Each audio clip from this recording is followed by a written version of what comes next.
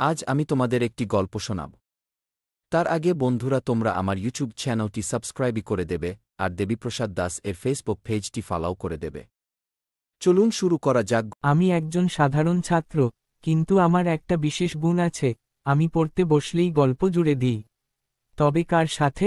শুনলে অবাক হবেন, আমার প্রিয় বান্ধবীর সাথে। আমি পড়াশোনায় খুব মনোযোগী ছাত্র, মানে অন্তত মা বাবা তো সেই হিসেবেই দেখতে চান। কিন্তু সমস্যা একটাই, আমার বান্ধবী, যদিও আমার মতো ছেলের বান্ধবী থাকাটা সকলের কল্পনার বাইরে। প্রতিদিন রাতে আমি যখন ভাবি কাল সকাল থেকে একদম সিরিয়াসলি পড়ব, কিন্তু সকালে বই খুলেই দেখি সেই বান্ধবীটি পাশে এসে ফিসফিস করছে, বন্ধু একটু চোখ বন্ধ করো তো, দেখো কত শান্তি। আমি বলি, না, আজ না।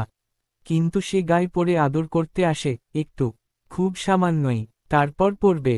পড়ার টেবিলে বই খুলে বসতেই সে হালকা পায়ে এসে পাশে বসে। প্রথমে বিনয়ের সাথে বলে, বন্ধু একটু বিশ্রাম নাও, বেশি চাপ নিও না। আমি বলি, না না, আজ পড়তেই হবে। কিন্তু সে সহজে হার মানার মেয়ে নয়। একটু পরেই সে আরেকটু কাছে এসে ফিসফিস করে, এই যে, চলো একটা সুন্দর স্বপ্নের দেশে ঘুরে আসি।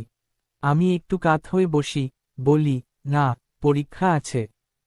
কিন্তু তখনই তার জাদুর স্পর্শ, চোখের পাতাগুলো ভারী হয়ে আসে, মাথাটা এক পাশে ঢলে পড়ে, আর তারপর হঠাৎ দেখি আমি এক রাজ্যের রাজপুত্র, হাতে রূপার তলোয়ার, সামনে এক বিশাল প্রাসাদ। বান্ধবী রাজকন্যা হয়ে আমার পাশে দাঁড়িয়ে বলছে, এই রাজ্য এখন থেকে তোমার। আমার বুক ধড়ফড় করে ওঠে। আমি চিৎকার করে বলি, আমি কি সত্যি রাজা?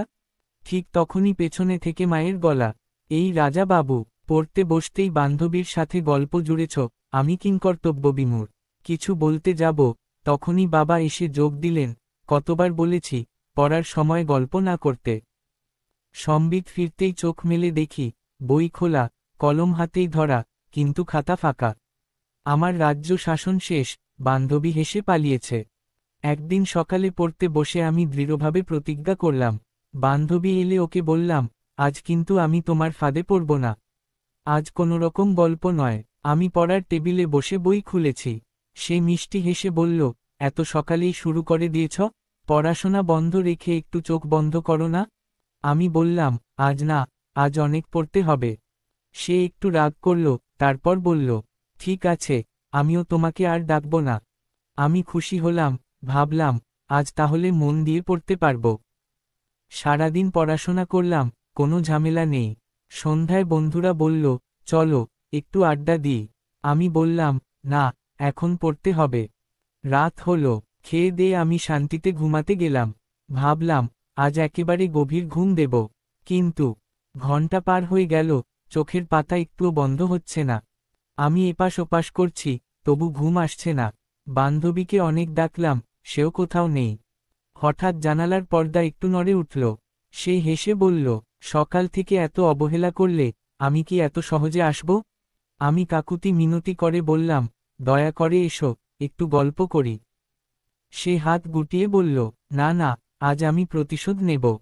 আমি চোখের জল ফেলতে ফেলতে রাত পার করলাম।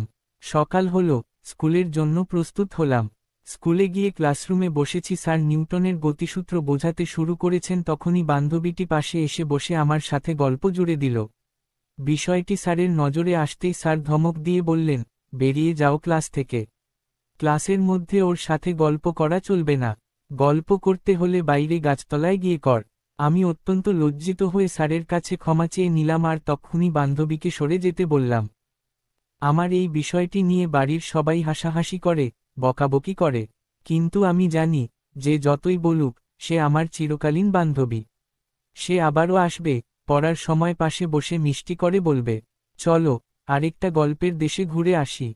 এতক্ষণ এই গল্প শোনার পর আপনার নিশ্চয়ই সেই বান্ধবীটির নাম জানতে ইচ্ছে করছে। আমার সেই প্রিয় বান্ধবীটির নাম নিদ্রা, যাকে আমি নিদ্রা দেবী।